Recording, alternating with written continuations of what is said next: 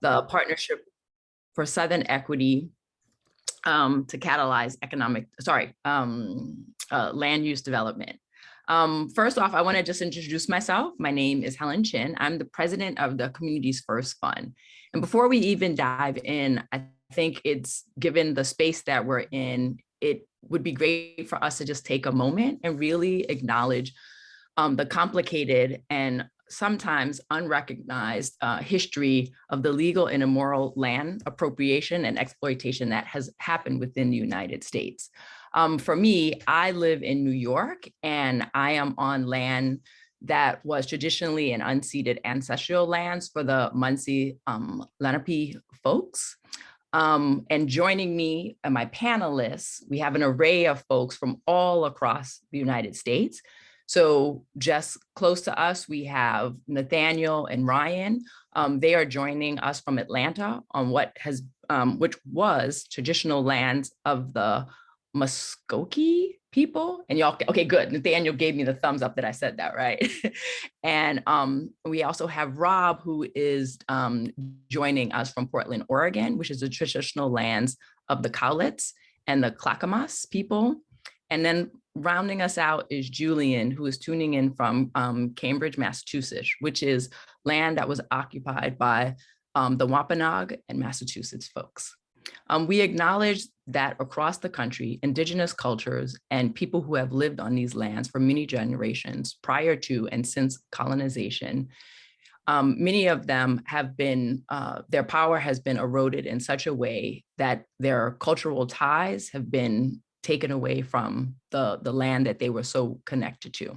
We want to acknowledge that the theft of these lands and the culmination of the tolls over our Western and white dominant culture has taken on and been a space of exploitation of these folks. So with that, I just want to pay homage to the Indigenous communities that we have taken land from.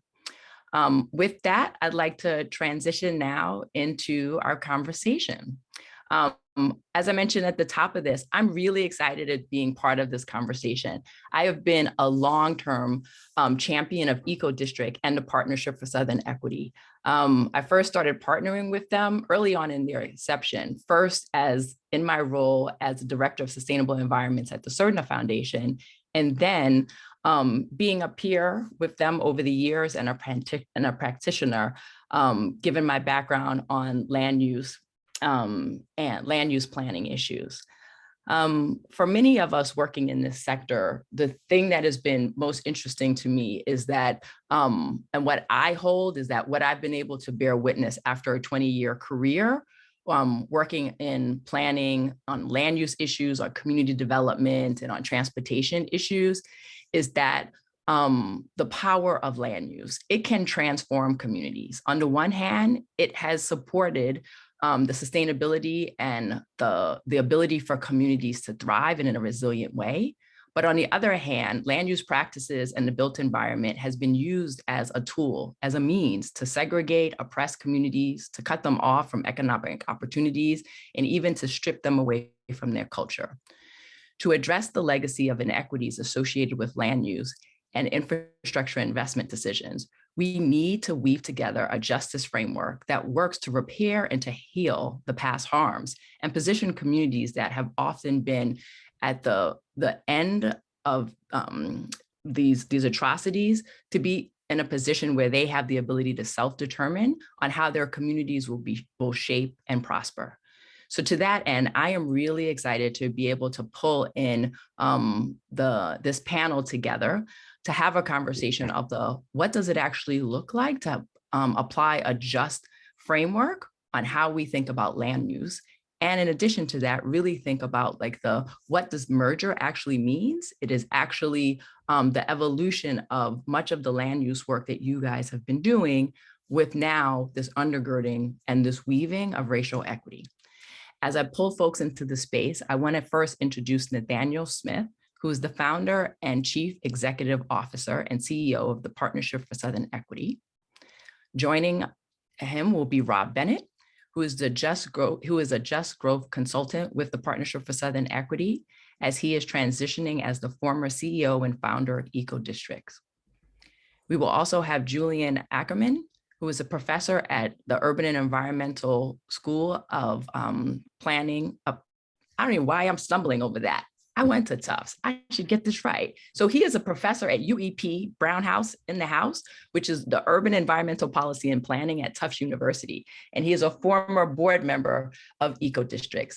And rounding us out will be Ryan Gavel, who is the founder and president of Six Pitch and a board member of the Partnership for Southern Equity. Again, over the next hour, we would like to share how the Partnership for Southern Equity's acquisition of EcoDistrict is a critical piece for fostering equitable land use practices that will benefit all communities. First up, I would like to invite Nathaniel and Rob into the space to talk about the acquisition and the opportunity to build a just growth platform that expands the work of EcoDistrict and PSE to date. So with that, I'd like to bring you guys into the space. We have some prompting questions, but I also want to just give you guys space around like what this moment actually means and how, what has been the journey to get us there. And then if y'all need some prompting questions, I can throw that out there. Well, Rob, do you mind going first?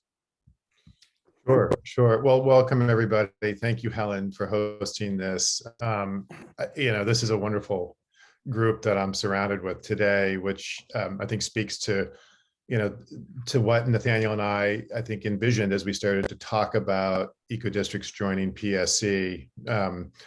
Ryan has spoken at our conference. Helen was a funder of EcoDistricts. Julian, an important board member and really helping us activate our racial justice and racial equity agenda. And then Nathaniel, who I got to know starting in 2015 and 16 when we brought the conference, the EcoDistricts conference to Atlanta. It's an honor to be having this conversation. It's important, I think, to recognize EcoDistricts is in great hands and we have an exciting future by joining PSE. For any of us who have been in nonprofit work, we understand the difficulties it takes to sort of run nonprofits, to help move the agenda that we're so passionate about, and always with the context of partnership and collaboration is the key to this work. The work of urban, sustainable, and equitable development is complicated. It's messy, and it requires a lot of determination. And as EcoDistricts has grown, we launched with a mission to really help inform, disrupt, and inspire change that started to connect the issues of equitable and sustainable development together. I always knew this day was going to come. It was always part of our plan to look for fellow travelers, and the ability to partner up with Nathaniel and his team and PSE is extremely exciting because the just growth work that they've been leading in the Southeast and Atlanta, connected with the EcoDistricts work we've been leading, starting in the Pacific Northwest and moving out. We have this ability to link arms in a way that's really powerful. So I just want to say at the top how excited I am for EcoDistricts to be at this place. I can't think of a better leader and a more inspiring leader for the work than Nathaniel. And as a now former CEO, I'm really excited to dig in and do the work and work with Nathaniel and his team in partnership. And I just couldn't be more thrilled. So I guess I'll start there, and I'd love to pass it over to Nathaniel. Well, I really appreciate that, Rob, and Helen is being as usual humble in terms of her support and engagement with both the Partnership with Southern Equity and EcoDistricts. Helen has been at the forefront of this conversation and has not only been an important partner, but also in terms of philanthropy, but also an essential thought partner as we have tried our best to think towards equity and work towards equity. EcoDistricts has played such an important role in influencing the way that land use has been done in so many different places, creating a kind of a key kind of cornerstone understanding of key elements, that people must be sensitive to when they're working to advance urban redevelopment or development. and because of that, of course, the Partnership of Southern Equity is just honored, and has always looked at EcoDistricts as a brother or sister organization. I think now the times are calling upon us to really begin the process of reimagining what is the real end game around land use and redevelopment. Is it just about repositioning cities to thrive again, or other places? Is it just about sustainability or resilience or regeneration? Or do we have a bigger goal and a bigger calling? And even more so, do we have a bigger challenge? And so for me and for this work moving forward, I'm really excited that EcoDistricts will be a part of it.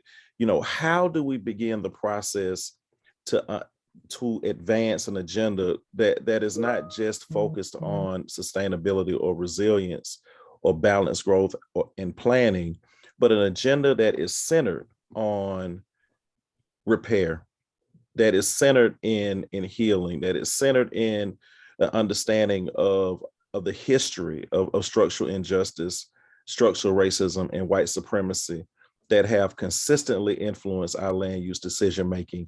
And how then can we begin to disrupt that and find ways to move forward collectively to not only provide policy solutions towards a equitable end, but also begin the process of building power and influence from the ground up in ways that will create a situation where the values of our frontline leaders and other people that are connected with us around this commitment to creating more just and inclusive communities are able to actually influence the power structure that unfortunately has in many ways systematically minimized opportunities for communities of color, in particular Black and Brown communities, to really benefit from the reemergence of our urban areas, and even more so those market pressures beginning to really push those communities out into the suburbs and also the exurbs.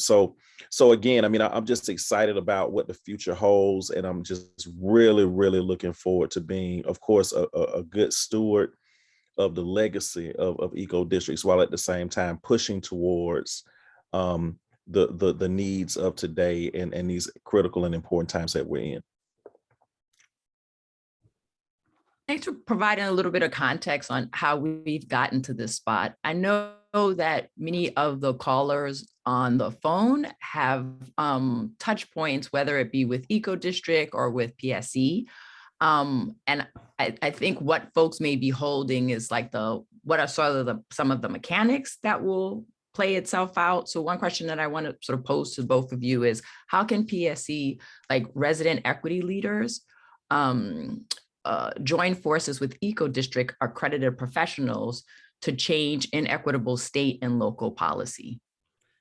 I think that Helen Lee, that is that question is consistent with how I ended my comments. You always have heard me say over the years, right, that policy is a reflection of the values of people in power, right? And that if that is the case, right, then we have to work to realize a values revolution, not only in our policy decision making, but also in our land use decision making as well, right? And the only way that you can do that is through the people, right? And so for many, many years, of course, PSE has really worked to grow the civic ecosystem of frontline leaders in the American South.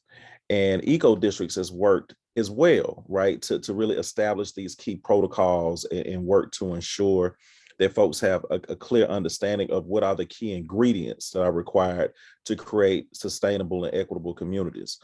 Our goal is to really merge that, right? Like to really make sure that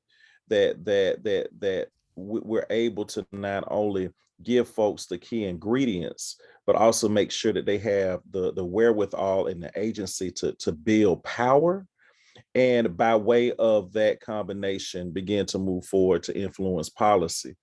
And so for us, we're going to be very, very intentional. And we'll talk a little bit later about the process per se, but we're going to be very, very intentional about making sure that we elevate and leverage the history and the gifts and the assets that EcoDistricts has kind of realized and learned over the years, and really connect that to the work that PSE has done to really kind of to provide fertile ground, right, for something new to grow that again is consistent and right on time, in ways that will help us move in the direction that we need to move in as a broader community.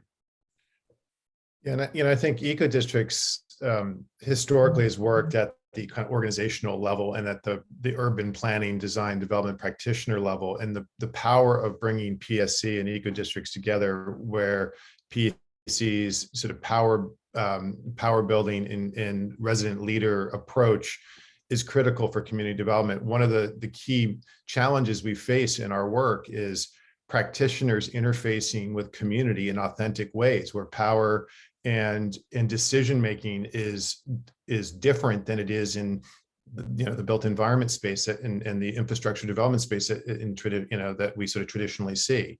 And I think that's always been a tension for our work, which is how do you create governance and partnerships that's authentically building power and building purchase and really being really in service to the communities where infrastructure and real estate and other investments have a outsized impact on the culture of a place, on the economic opportunities of folks who live in that place, and the environmental agenda of a place. And so we benefit by being inside PSE because of the work that PSE has been doing for years to really activate power, in community, and really elevating voice and the policy agenda that follows. So we, as Nathaniel said, the work is to knit our communities together, if you will, and knit the agenda together. We have over 820 APs around the world. We have a great basis from which to do this, and the sort of footprint that PSE has in the Southeast is powerful. And I think together we can really make great progress. And Helen, if I may too, I mean, I think it's also important, I think for the times that we're in, to not only acknowledge the trauma and the pain that past land use decisions have realized in historically disinvested communities of color. It is now time to begin the process of advancing policies and solutions that actually are working to repair that harm, right? And are using that, and that is using a commitment to repair and healing and acknowledging the history and role that structural injustice, in particular structural racism and white supremacy, have played in harming communities of color. That should not just be an acknowledgement or afterthought. It should be a primary driver in the way that we advance land use policy and sustainability and resilience policy. And I think that is where the shift and turn is, and why I'm the most excited about what EcoDistricts will become as it becomes a part of PSE. So I appreciate that, being able to get that level of context as you guys think about like where your collective sweet spots are. Like for EcoDistricts, it really has been helping to reimagine how land use planning could be in service of more sustainable goals, and really working with the public sector in a way that actually drives the change that we want to see. But what has been a missing component and what has been the added value of this relationship will be your ability and the strength to be able to be clear with an analysis around what is racial equity, but also in practical terms, racial equity is like the translation of building power, collective power of people to actually influence a process. So that's where the marriage is.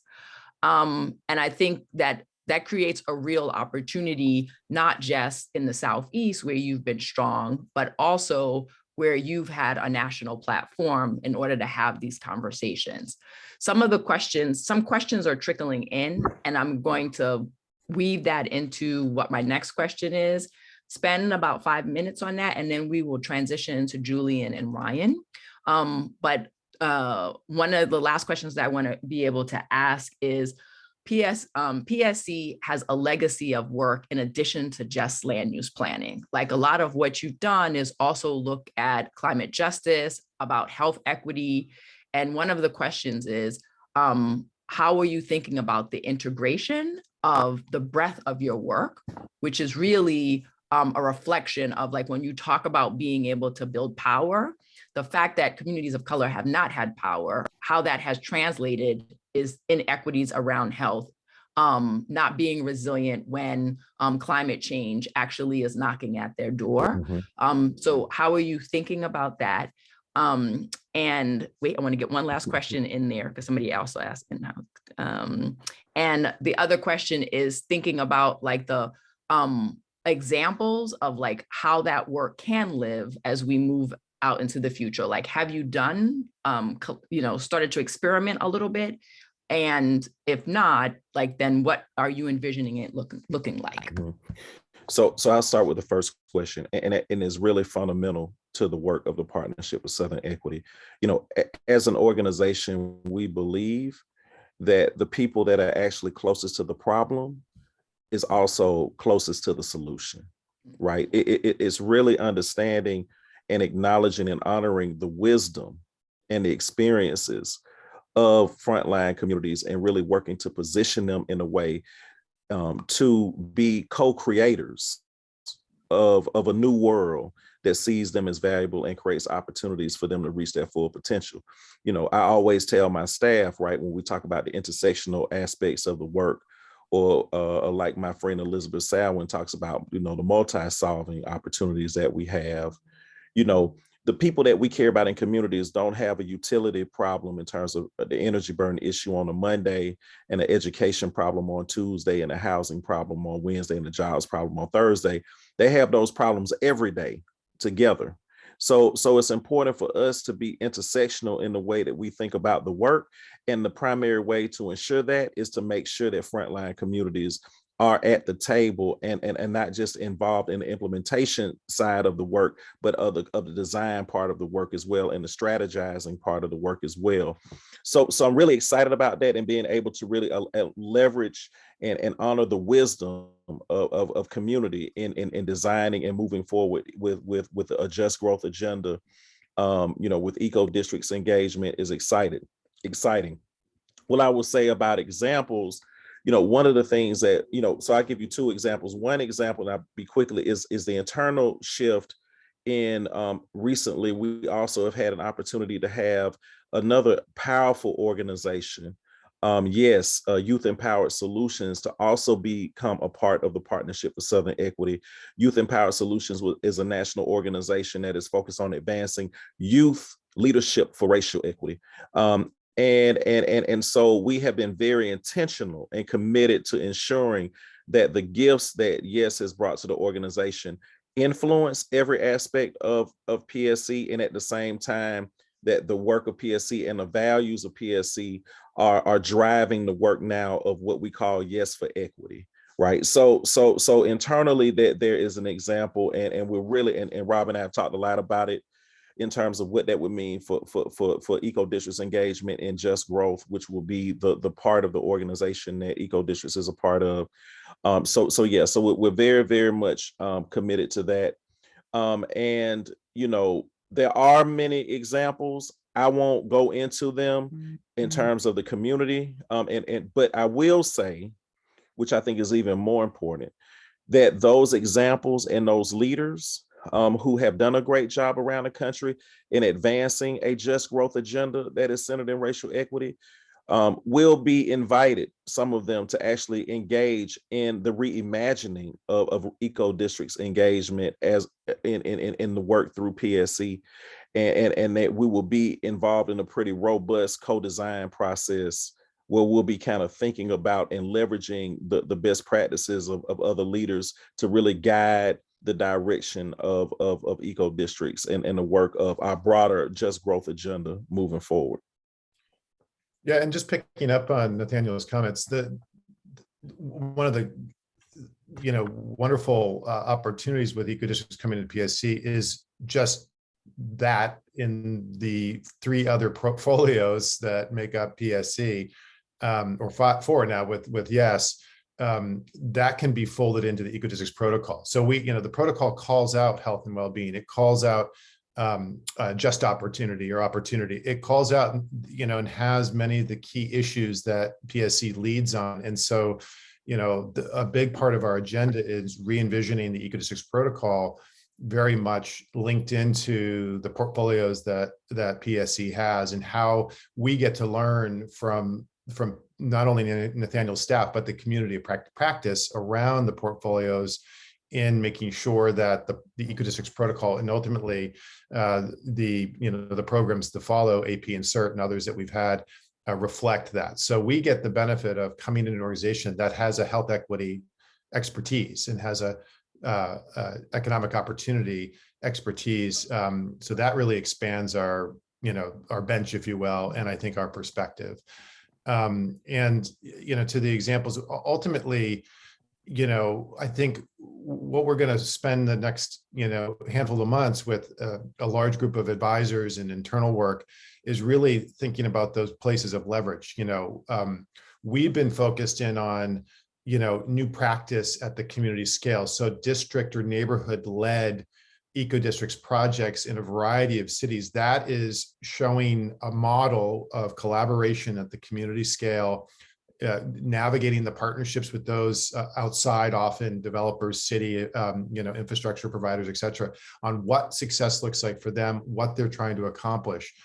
That has been where we've been at, but the policy environment doesn't always match up with that aspiration. The funding environment never matches up with the aspirations of our communities. And I'm so excited about PSCs being in a leadership position around Justice 40 Accelerator and this commitment that we're trying to extract in real terms from the federal government. And it needs to also extend from state and local, ultimately, into funding flowing differently into disadvantaged, disinvested communities and communities of color that historically have not benefited from the urban planning, design, and development that we often hold up as examples. So funding and policy have to sort of sit, and anchor the practice. And I think, again, by us joining PSC, we're in a position to really work all those elements, in service to the communities that we care about and serve. Thanks for that. I want to transition now to Julian and Ryan. Both of them have longstanding history within the urban planning space. And I think it would be good to get some context from you as you're seeing externally some of the factors that will weigh on the work that this acquisition will hold. One of my first questions is what key challenges do you see American cities facing as we continue to grapple with the trifecta of pandemics, whether it be racial inequity, COVID, climate change? Like the last couple of years, it has been ever present with us. But the reality is that these will be key priorities going into going into the future. So what are you seeing as some of the key challenges that cities are facing that are things that we should pay a mind's eye to? Shall I go first? Yeah. Well, thanks, Helen. Thanks, Nathaniel. Thanks, Rob, for giving the overview. As I was listening, I'm just thinking, I want the audience to maybe think of a different framing. I'm going to talk about the same issues that Rob and Nathaniel have talked about, but let's think of cities as what they can become and who gets to belong. So this idea of the becoming city, the sustainable city, the resilient city, the equitable city, and then who gets to belong in our cities? We're increasingly good at disbelonging people, moving homeless people along, denying immigrants and undocumented persons' rights. we are gentrifying the hell out of our cities and moving people out in those ways. So I see this tension between becoming and belonging. And I don't want to see cities become elite spaces where just those of us who can belong in the city, can afford to belong, get to decide what the city's about. And I see our partnership, EcoDistricts Partnership Southern Equity, as being at the nexus of what the city can become, but also understanding that we need to be much more inclusive about belonging. And we need to focus much more efforts as urban planners and urban professionals, activists, on really closing the gap between belonging and becoming. And just a couple of thoughts there. Co-production. Nathaniel and Rob have hinted at this idea of co-production. How do we move away from models where we elect representatives, they hire staffs to do things? Why don't we look at models of co-production? So think about an urban park. It goes through design, maintenance, and then programming. What about co-designing, co-maintaining, and co-programming parks? And we could do it for so many aspects of the urban sphere, inculcating a different level of belonging, if you like. I also think we need to think about, I mean, we talked a little bit on, Nathaniel mentioned regenerative, restorative, reparative. We need to think reparations. What is the role? I've often called urban planning the spatial toolkit of white supremacy. Urban planning has a huge role in some form of reparations. And it suddenly dawned on me that, you know, reparations, it's not just about money. It's about the full restoration of the capabilities of individuals and communities to enjoy a good quality of life. That's kind of, you know, riffing off Amartya Sen's idea of capabilities. But that's what we need to think about. And we are uniquely positioned in PSE and EcoDistricts to look at how do we release the capabilities of communities? How do we co-produce urban spaces and places with communities?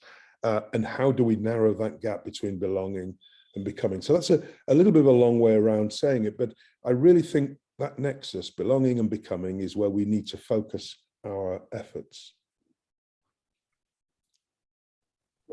I love that way of looking at these interrelated challenges. You know, people in my sort of professional sphere could give all kinds of PowerPoints about the top 10 things that we need to do for climate or racial justice or whatever other issue, gentrification. I think that one of the biggest challenges is actually just getting people to care. You know, care enough to do something, to get enough people to care enough that we can actually move the needle and start changing things, because compel people to action, you know. It's not like we don't know what to do, right? On any of those things, reparations, there's all kinds of good expertise around each of those topics, and we can assemble the best strategies and the best all the stuff that we need to do that repair work that everybody's talking about. The problem is, I think, is just getting people to care enough to do that work, because it's hard. Doing it, accomplishing it is hard. And I think we struggle to do that. And, you know, part of that is because people are not motivated by your 4-point plan. You know, they want that humans are not rational beings, you know, as much as we might like to think that we are. You know, we make decisions because we love people, because we hate people, because we want to take advantage of each other. And we need to be thinking about ways to compel people to action, to make change, to do the stuff that we already know what to do and how to do it. We just have to do it. And I think compelling people is probably one of our biggest challenges. I'm hopeful, and you can see that changing. And certainly the way that the Secretary Buttigieg talks about the infrastructure bill is pretty impressive. So I think that we're moving in that direction, but this stuff, you know, doesn't happen fast enough. I'm actually going to riff a little bit on what you talked about at the end, Ryan, because that's some of the questions that are popping up in the Q&A from the audience.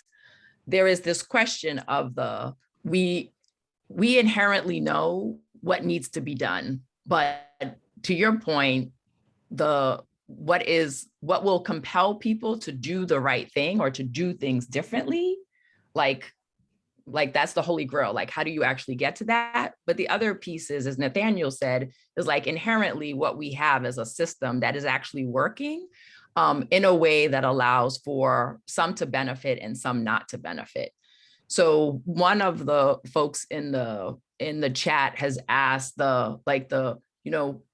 they are ready and they know what they need to do. Their community has never been a community that has been invested in. And in this moment of reflection, in this moment of a federal government deeming racial equity is important, and you're seeing the largest infrastructure investment in a generation, the question is, what is the role of the federal government, if any, to be able to make sure that those dollars are moving to communities that historically have not had investment, but in addition to that, is setting a tone and a tenure that we will be doing things differently. How do you guys think about what the role of the federal government is to be able to get to this piece of beyond the rhetoric to compelling a different way of moving? I have this huge fear that, I mean, I love the infrastructure bill, obviously, but this fear of all that money sloshing around with so much opportunity to actually do some of this repair, but getting spent on all kinds of things because we don't know, or we know, but we don't, the money isn't aligned with our values. And I think that one thing the federal government needs to do is align the decisions about that money, where it goes, what kinds of things it pays for, with some kind of value. And if you think about it like a transportation plan, which we talk about a lot, right? We do transportation plans for the region or whatever, but transportation for who? Transportation to what end? Those are values that are not accountable. I mean, the plan is not accountable to those kinds of values, but it matters. Transportation obviously is an enormous investment in people's lives, and it's both an infrastructure of opportunity. It's also a barrier for certain kinds of people, and it matters what we build. So I think finding ways to align the decisions about capital budgets and policies and regulations around making them accountable to values, I think is really essential. Julian, I don't know. I don't know if the infrastructure bill is going to have those kind of controls. Yeah, well, look, Ryan's given a really good, and I absolutely agree with him on the infrastructure bill. I mean, I just want to take a slightly different tack and pick up on a word that Ryan used 2 or 3 times, values. So here's the thing, with policies and cool planning, we can change behaviors, but changing values is a lot more difficult.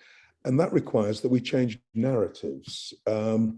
We've got a whole load of tired old narratives that just don't work for increasing numbers of people at the moment. I want to give you one example. I'm honored and pleased that we have in Boston now a new mayor, Michelle Wu. Those of you who saw the fabulous headline in the Boston Globe, Mom, Mayor, Millennial. Brilliant. That's what we need more of. Now, what she's done is not only is she developing creative policy, but she's changing the narrative. So one of her first appointments wasn't a chief economic development officer, because economic development is, again, a narrative that has been used to exclude.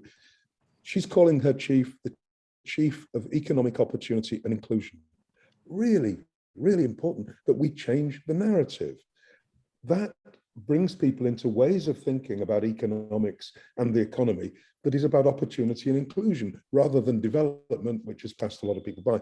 So if we can develop new languages around the work that we're doing, I think we can appeal to people's values. And we do need the policies. We need people to change behaviors, but long-term change is going to come through value shift. And, hey, it's not an easy one, but it's something that we seriously must think about. Yeah, it's a new storyline, a new narrative, and sometimes that narrative is literally written into the landscape. We can have Catalyze kinds of infrastructure projects that change the way that people see the world, that learn to see each other in a new light, come together in new ways. And so investing in those kinds of things to get people to drive that culture change in the direction we want to go will be part of it. Yeah. And I sit with the the idea of like, how do you integrate values into the culture and the mindset of the decision maker? I think it's one of those things that's easier said than done. And one of the things that, again, I'm going to go off script and I'm going to try to pull folks back in, Nathaniel and Rob, because I think what I hold from my observation of seeing the work that Nathaniel has done and Rob has done is it has very much been working at that values proposition. How do we, one, help you build an analysis, whether it was Rob around what does sustainability and resiliency look like? And then having, being attuned to what that looked like, and then thinking about how do you actually lead and center that in the work that you're doing with regards to planning, to Nathaniel doing that with the Partnership for Southern Equity with a race analysis. That being at the root, a lot of what it has been this values proposition. And as we think through how the eco-district will be folded into the Partnership for Southern Equity, the real opportunity is to build on a legacy of being able to put forward a value proposition and then build collective power around that to move it. But the question, which I'm gonna sort of put out to everyone, is like, what kind of tables do we need to set in order to move from what we hold as values as something that then translates into changing the culture and the practice of what's happening within the public sector so that we can see those dollars flow? Because right now, one of the biggest barriers is going to be, as Ryan talked about, like it will be the federal government, it will be the private sector, the public sector and the private sector. So the question is, how do we translate our values into action, and what tables need to be set in order for this to happen? And so let me jump in, because I want to push this conversation a little bit. We need more than a values proposition. We need a values revolution, right? And I think that a lot of times, when you propose, when you're framing it in a way of proposing, you're giving people the option of whether to receive your point of view or not. We have to focus on what Dr. King called realizing a values revolution.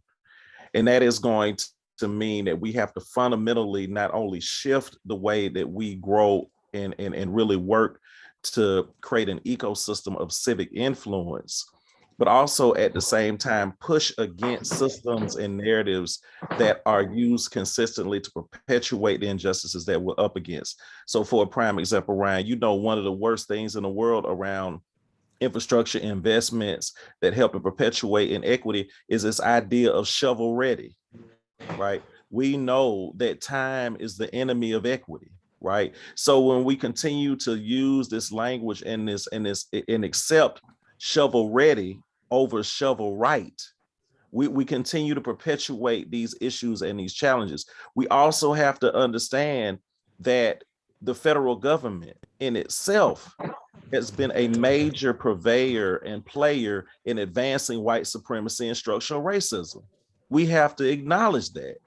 And as a result of that, just putting the money out there is not enough if we're not also working to disrupt the racist procurement and contracting system that many frontline organizations of color have to deal with on a daily basis, both on a local and a federal level, right? So it's about, like you said, Doc, it's about disruption, but we also have to understand where those reinforcing loops of white supremacy and racism continue to perpetuate themselves within the context of the federal government, right?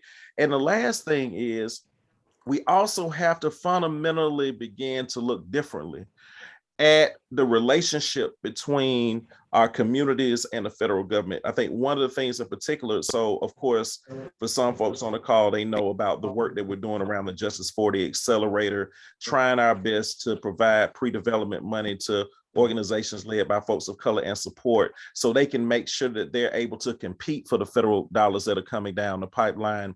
But it's also about the federal government beginning to understand that there are existing institutions and infrastructure infrastructure that should be leveraged in order to get the word out, to get the resources out, to get the training out, and it not be a federal government and a community, but how can we begin to the process of creating bridges where we can use the existing wisdom and institutions to further economic inclusion and equitable development agenda, but at the same time, work to ensure that those existing ecosystems of engagement are fully funded, they're supported, and they're positioned in a way to be around for a long time. And I think that this challenge around how sometimes larger institutions, whether it be the federal government or larger nonprofit organizations, embrace this culture of extreme extraction, right? As it relates to their relationships between frontline organizations and leaders,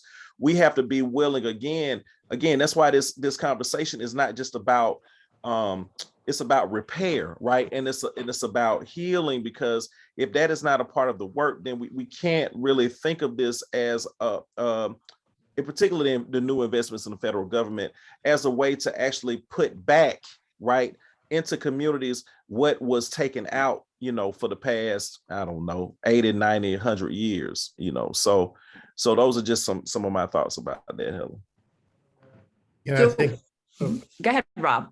I just, just to continue the conversation, the challenge is that funding materializing doesn't obviously mean funding gets allocated or invested in any different ways, in the ways that Julian and Nathaniel and Ryan are talking about. Block grants, shovel ready. The challenge is state transportation departments, according to reporting, looks like 40 to 60% of that money is going to go right into highway expansion and other things for the investment. So the mechanics of not just the funding, but how the funding gets allocated, what the prioritization is, as Nathaniel says, time is not on the side of, it's always pressing into the existing systems that know how to extract and know how to spend money, and that's not the kind of investments we need. And the tension we've always had in at EcoDistricts with the projects that we've been working with is that time of building trust, developing a strategy at the community scale, working on relationships and partnerships among the key organizations that invest in that community, whether it be a CDC or a school district or a private developer, affordable housing provider. That takes time. The ability for those communities to develop and co-design, to Julian's point, a strategy that is community first, is the precursor for investment. And that's the challenge we have. That's the paradox, is funding is going to flow, and it's going to flow faster than it probably has into our cities. And are we prepared? Are our communities in a position to say, this is exactly our plan, and this is what we want? We want to see the allocation of resources. So I do think, our challenge to ourselves internally is to really grapple with that challenge, which is, if the funding flows faster than communities are, organized, we're going to have many of the same conversations that we're having now 10 years from now. We're going to be frustrated, and the communities aren't going to get what they need because they weren't at the table in a way to lead that work. So structurally, how the funding flows, allocations, and there's great news, I think we're starting to see great news of advocacy, slowing funding, requiring state transportation authorities or cities to think differently. But that is just, the tip of the iceberg. We've got to, go farther, and we've got to get communities organized. I mean, communities need to be organized in order to direct traffic, in essence. So we have about another 10 minutes. What I'd like to do is summarize some of this conversation for the folks on the call. But before doing that, one of the things I want to say, because we're getting a robust amount of traffic in the Q&A, is the thing I want to say is that Nathaniel and Rob are here. They're not going anywhere. So offline, they are here and they are ready to engage and hear from this audience around ways to better engage at the eco-district level, but also at the justice organizing level, in which Nathaniel has been leading for so many decades. There are a couple of things I want for folks to take away from this conversation. The first is, because this came up in the chat, is this a rebranding exercise or is it something different? It is actually the EcoDistrict being folded into the Partnership for Southern Equity. It is an acquisition. And what this means and what this looks like is that the Partnership for Southern Equity will be building on the legacy of EcoDistrict, which has been an intermediary that is in support of making sure that planning happens at a local level. A lot of the times what they have been is a bridge between the community and the public sector to think about how those dollars flow into the community and think about how those plans can then get folded in so that they actually get funding and support. As we think about the role that the Partnership for Southern Equity will be playing is that Nathaniel has been working on a similar track, but that focus has really more been squarely centered around racial equity. And it's really looking at if we are holding the most impacted communities as the center and the core, and making sure that they have the ability to self-determine what comes into their own communities, how does that marry with the avenues that Rob has been able to create? Meaning like there's a set of protocols, but those protocols, which from my observation, and I will be candid, it has never really centered those most impacted. And that is the distinction, that in this new iteration and the evolution of this work, we will be centering communities in the center as a way to, again, self-determine what happens into the communities, put forward their visions and their plans. And then the goal is, which I am holding, is that community plans are connected to the policy, the planning that the city may be doing, and they're getting the money to be able to do that. The other thing that I want to hold is that what these that was lifted up in this conversation is that what will be key to this and things that do not have a dollar figure associated to it will be the relationships and the partnerships that both of these organizations bring to bear.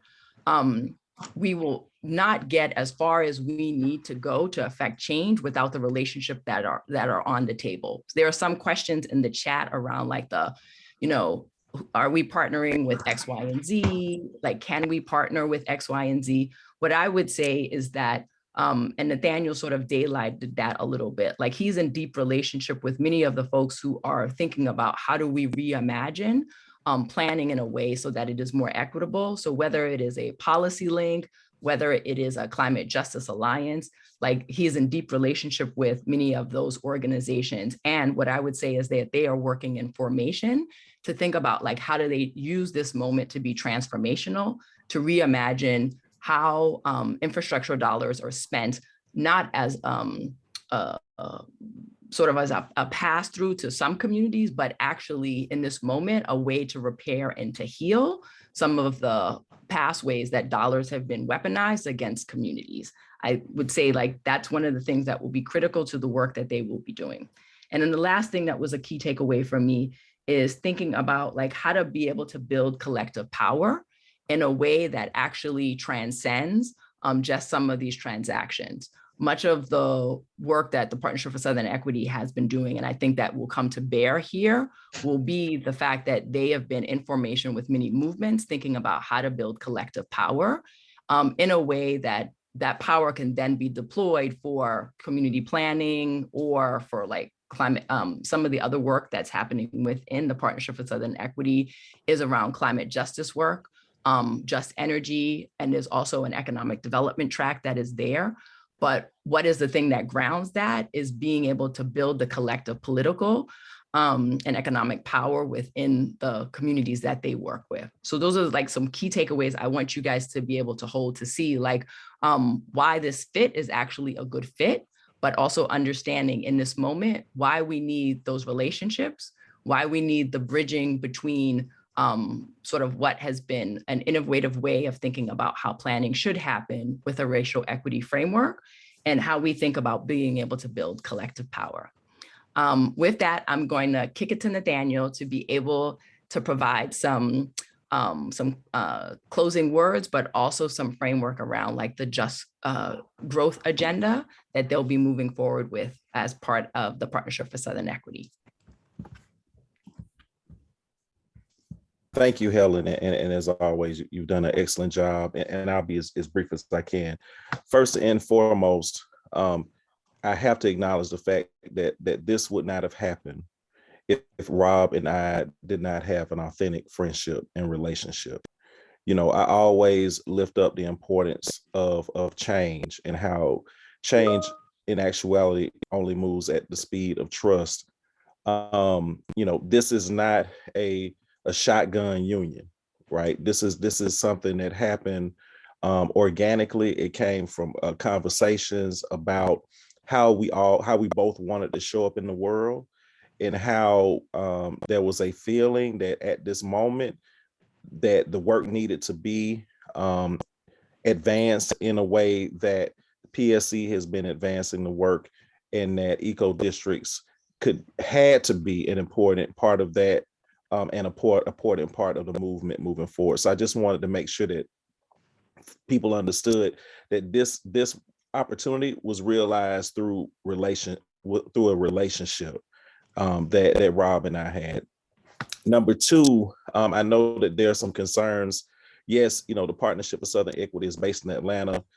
Yes, a great deal of our work is regional in scope in terms of the Southeastern region, but we do definitely have a national profile. And for some of the folks that may be concerned that the work may not touch other places around the country, as we are doing with the Justice 40 Accelerator, which is a national initiative that we lead, you know, we will continue to work to advance racial equity nationally. But for us as an organization, we believe, and Rob believes as well, that the pathway towards racial equity must first go through the South, right? And so the South is a critical anchor in the future work of EcoDistricts as it realizes itself, with at the same time, hopefully that work, you know, will be able to not only ripple out nationally, but we will also be intentional about some of our national work as well to ensure that we maintain those connections. And three, you know, EcoDistricts will, you know, be a part of the Partnership for Southern Equity called Just Opportunity, no, Just Growth, forgive me, which focuses a lot on racial equity and land use. It'll be a great home. But with that being said, again, we're not taking for granted this moment, and that we're going to be working with many partners to begin to kind of deconstruct EcoDistricts and really, and also kind of learn and acknowledge a lot of the great work, and begin with our partners to think through how can EcoDistricts and the work of EcoDistricts rise to the occasion and be positioned in a way through PSE's leadership to prepare communities and really begin to shift the narrative and advance a new culture of development and planning and growth that is more consistent with the mission and values of the Partnership for Southern Equity and many of our movement building partners, as well as private sector and other partners that are committed to the work of the Partnership for Southern Equity.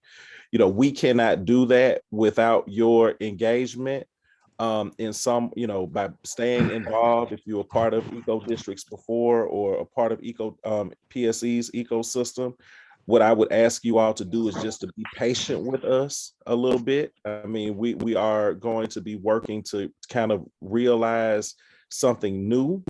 But at the same time, our commitment and and the foundation of why Rob many years ago decided to move this dream of EcoDistricts forward, and I decided to move the dream of PSE forward, will be a key part of the work moving forward. And I just wanted to end with a minute left by just publicly thanking Rob for his willingness to see where the work was going, and as opposed to allowing, like some executive directors, their egos to get in the way of progress.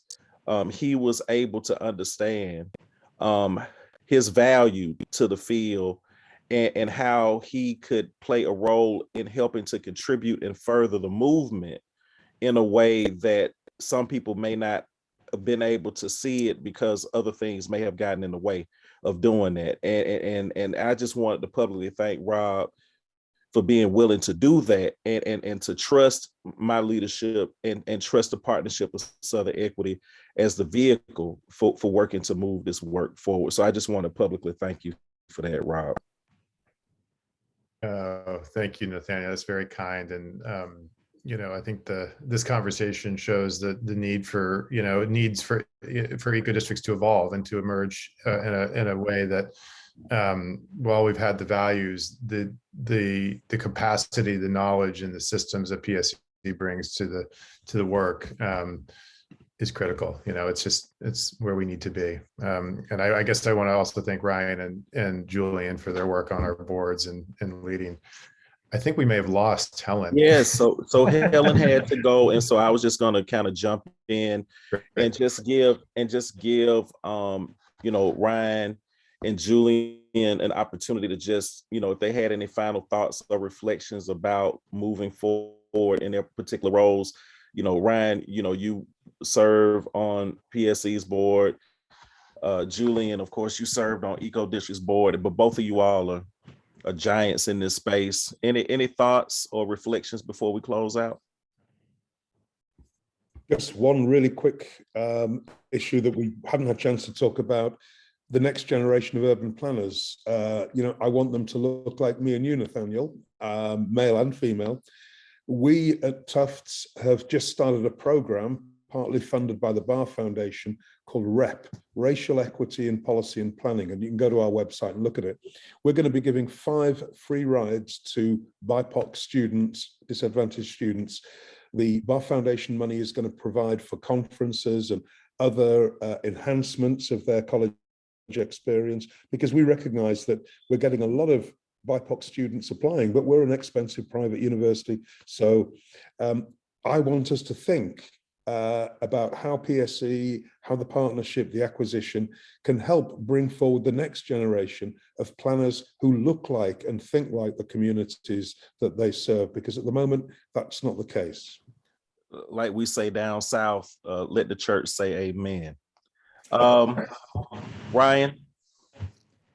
I'll just say I'm really super excited about this. Obviously, I've known Rob and EcoDistricts for a long time, and my more professionally kind of aligned in that space. But been on your board for a long time, and excited to see PSE move very intentionally and more fully into this space, because as we've been talking about, obviously has a tremendous impact on people's lives. And if we want to do that restoration work, that repair work, we've got to do it more deliberately, and to see PSE leading that charge is really exciting. So congratulations to both of you.